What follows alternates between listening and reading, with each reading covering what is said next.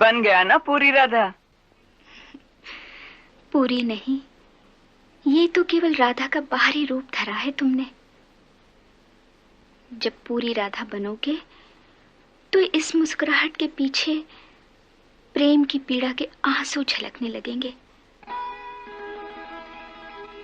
अभी तुम्हारे वक्ष में राधा का हृदय नहीं है, और राधा के हृदय में जो कृष्ण के लिए प्रेम है वो भी नहीं है।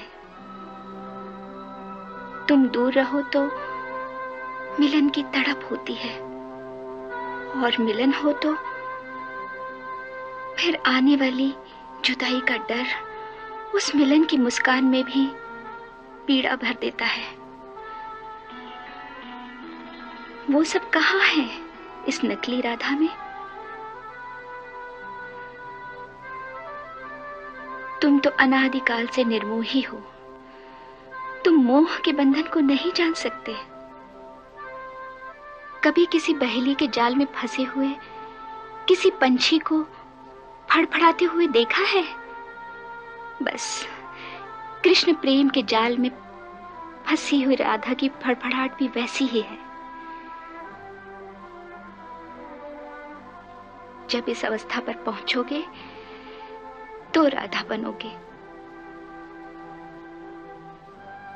कभी कभी सोचती हूं तुम पर मेरे प्रेम का जो ऋण है उसे तुम कभी नहीं चुका पाओगे।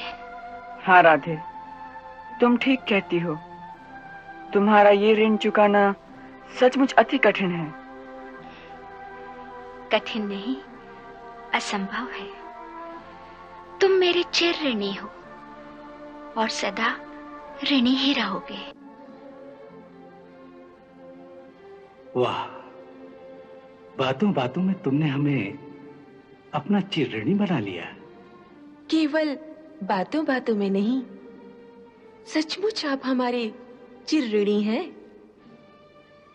हमारे प्रेम का ऋण है आप पर, जिसे आप कभी नहीं उतार सकते। क्यों नहीं उतार सकते? क्योंकि आपको तो मोह का बंधन है ही नहीं।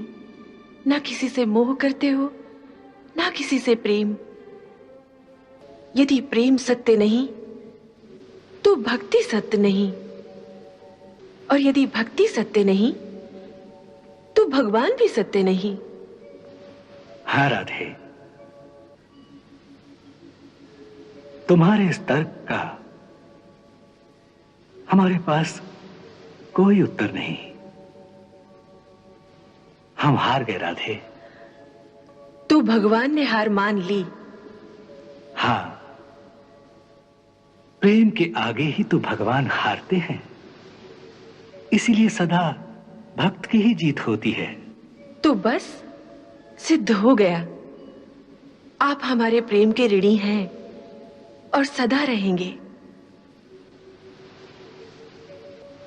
हमने निश्चय किया है कि कलयुग में एक ऐसा अवतार लेंगे जिसमें शरीर तो कृष्ण का ही होगा, परंतु हृदय राधा का होगा। आह, कितना आनंद आएगा जब राधा की भांति कातर होकर केवल कृष्ण कृष्ण पुकारते फिरोगे। हाँ, वही करूंगा।